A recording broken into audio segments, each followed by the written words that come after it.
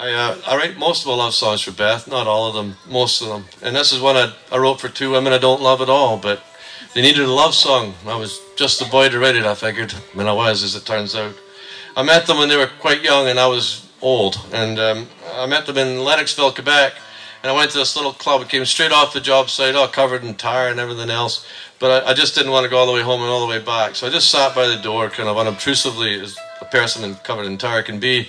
And I was just sat there. And this band opened up the night in this little cafe. I was waiting for my friends to play second. It was a 10-piece soul band in a little tiny cafe, you know, with horns. I thought, oh my, what are we in for, you know? And they just started up, and it was a treat and a half. They were fantastic, and they were fronted by these two wonderful girls singing, you know, all university students from Bishops. And a really cool guy would just have said, you know, I'd like to sing with those girls. I'll just take my first CD over to them and say, here's my CD. If you want to sing with me, the number's on the back. Give me a shout. That's what a cool guy would do. But I don't have a cool bone in my body, not a one. So what I did was I waited until they were just about to leave. And then I leapt from the door like a tar-covered lunatic and slammed my hand down on both their shoulders and said, excuse me. And I scared them both witless at that particular moment. They were terrified, absolutely. And I managed to get the CD in their hand. Then I had to yell to them down the street, if you want to sing with me, the number's on the back. Because they were running as fast as their legs would take them out of my sight, essentially, you know. And I mean, I felt old to begin with. Then I felt like Methuselah after that, absolutely. And so I thought, oh, what have I done? My God, you know, what an idiot. So I went home and told Beth what I'd done, and she said, my God, what an idiot. What'd you do that for? And I said, oh, I don't know, gorgeous. I panicked. I said, I just felt so old and stupid. And besides, there's a CD we'll never see again, and two women who may or may not press charges. We don't even know yet, you know. It was awful. Anyway, so I went to bed kind of bummed out and got up Saturday morning and the phone rang. And I picked up the phone and I said, hello.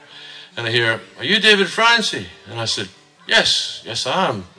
And they said, well, you're rather odd, but your CD's good and we'd like to sing with you in a neutral place. You know, and I'd give anything to tell you I made that up. I didn't make that up. That's exactly what they said, you know. And I said, oh, listen, I'm really harmless. I'm very sorry about yesterday. I said, bring all your friends. I said, you'll see I'm harmless. Name the place. So they named a neutral place, and they brought all their friends, who were all 6-foot-plus males, as it turns out.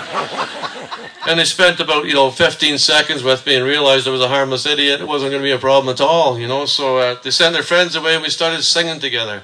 And we had a great time. Just wonderful. And I love singing with them. I wrote umpteen songs to sing with them. And then finally they were late for practice one time, and I said, where you been? And they said, dropped into the old folks' home, played a few tunes for the old folks. And we lost track of time. I said, well, that's a good gig. And she goes, not a gig, we just drop in when we can. I said, wow, that's wonderful, you know. And I thought to myself, well, I'm going to really appreciate people like that in a couple of years, no doubt about it, you know. So, and I said, anyone write you guys a love song? And no one had. I said, I'll write you a love song. So I'll write about how we met and some of the things we've done. And I'll turn it into a love song for next week. And he said, great. And I said, great. Went home, did just that. Came back the next week, sung them the song, played it for them. And they said, oh, that's beautiful, thank you. And I said, no, thank you. And they said, no, thank you. And I said, no, thank you. And because we're Canadian, it went on for 15 minutes, just back and forth, thanking one another, you know. And so finally somebody said, well, what are you going to call the song, David? I said, I'm going to call it Lucky Man, Girls. And they said, oh, thank you. I said, no, thank you. And away we went again for another 15 minutes. And so finally, somebody broke the horrible cycle of politeness and said, well, why are you going to call it that, David? And I said, well, girls, whoever ends up with one of you is going to be a very lucky man. And they went, oh. And then I couldn't help myself. I said, mind you, if you ended up with both of you, you'd be an amazingly lucky man, wouldn't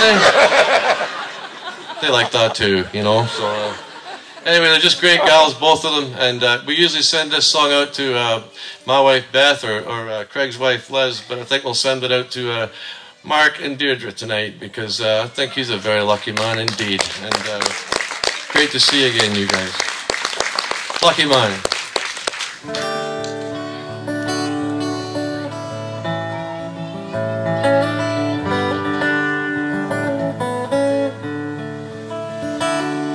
I saw you first in the smoky cafe light, when I came in from the frozen winter night. And I saw a face that put the stars to shame, and I loved you before I ever knew your name. and my heart sank, lost without a trace. And it's a lucky man that gets to kiss your face.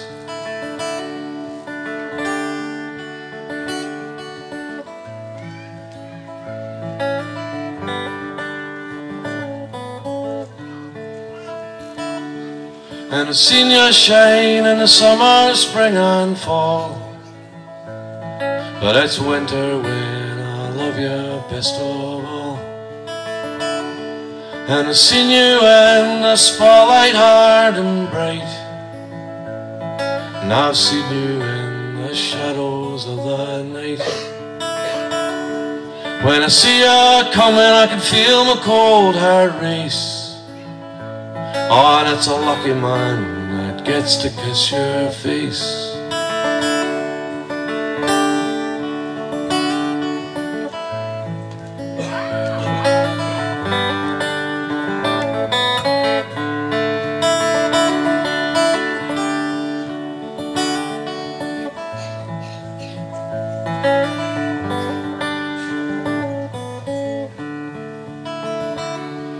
And I heard you singing to that empty hall.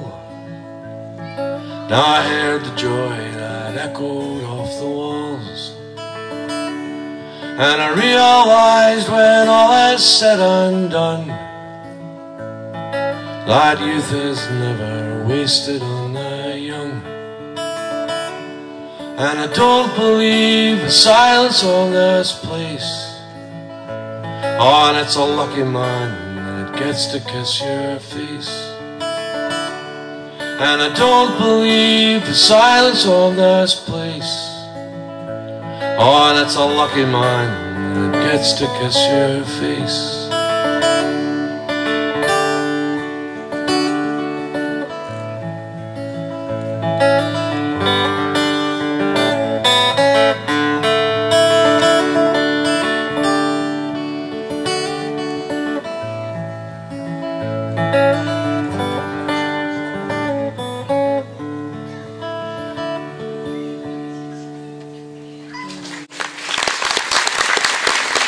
Thanks very much.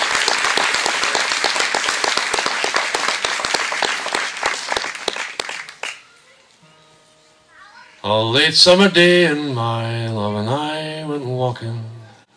Over hills and fields we walked, laughing and talking.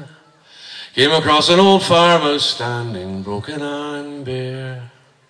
It used to be someone's home, now no one lives there. There's a red barn standing held together with nails and dust, and a tired old mossy harness, all wires and rust, and weeds overgrown in a garden sown with care. It used to be someone's home, now no one lives there. And through the crack in the window pane, hear the sound of the falling rain. Now the farm being left run down, now the family moved into town.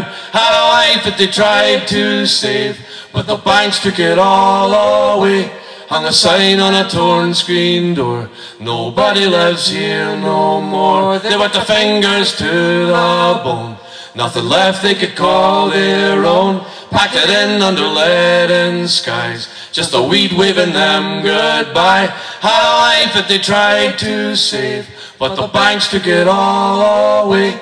Hung a sign on a torn screen door, nobody lives here no more. Had a life that they tried to save, but the banks took it all away. Hung a sign on a torn screen door, nobody lives here no more. Thank you. Thanks for asking for that.